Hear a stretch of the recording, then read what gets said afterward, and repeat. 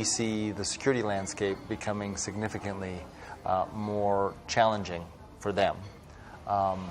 We also look at the types of attacks that have evolved over the last several years, and what were somewhat simple and straightforward types of hacks to get information now leverage significant amounts of data that our customers have either within or through their customers, and that becomes an aspect that they can use for social engineering. And so the automation of those attacks, the simplicity by which criminal enterprises can create large-scale types of attacks to go after specific companies to gain information or to take money has increased substantially over the last several years. And I would say that the security landscape has evolved in that this has become a board-level concern for a lot of companies. What used to be something the IT person worried about is now on the minds of every member of the board, because companies who get attacked, who lose customers' data, see the damage in their brand, see the damage in their customers not feeling confident that they can use their business, all as part of the digital transformation of customers wanting to be able to access their services through cloud and internet-based technologies. Email for a long time has been kind of relegated to second-class citizenship within security discussions. I think for a lot of customers, it has become the lifeblood of how they communicate internally and with other companies.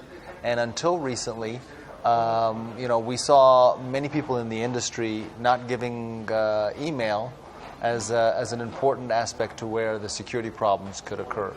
For Barracuda, since our inception, we've been focused on email security. We process 1 billion emails a day. We have over 60,000 customers who use our solutions to protect email.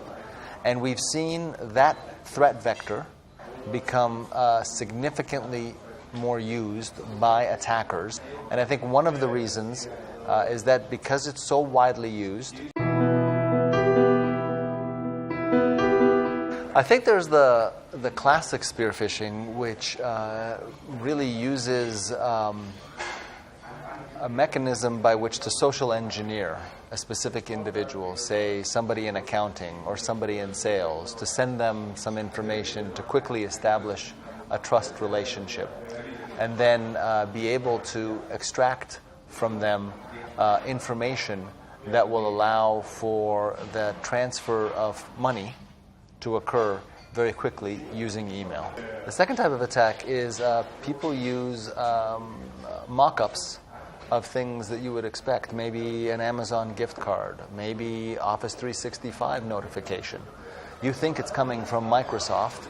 By the way, please update your password, but they simulate who that URL is, and they simulate the website so that they can grab your credentials as part of that. And in grabbing your credentials, they're able to spear-phish from you important information to do an account takeover. So those are two important types of email attacks that we've seen evolve over the last several years. I think there's also the ability to gain access inside an environment so that you can get not just email credentials, but you can get credentials for servers. You can get credentials for where storage of data occurs, where credit cards are stored, using the same mechanisms to extricate information. And many, many times, email is that first vehicle that's used to extract that information, to fool that customer, to click that attachment that leads to a ransomware, that leads to that attack occurring more often.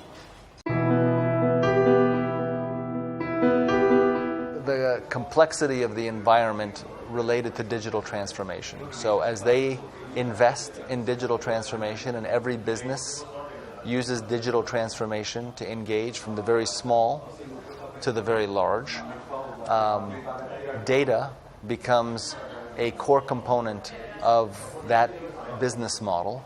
and being able to secure where that data exists, where those applications are, especially if I bring cloud into the conversation, is a very big threat and a challenge. The second is that there are too many options for customers to think about in terms of the items that need to be protected. The aspect of that makes it challenging is nobody has enough resources that can do all that's required to protect their security.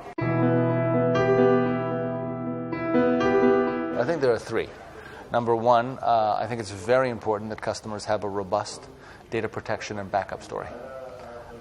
Assume that you're going to have some kind of disaster, and you've got to make sure that you can back up and restore the important data that you have.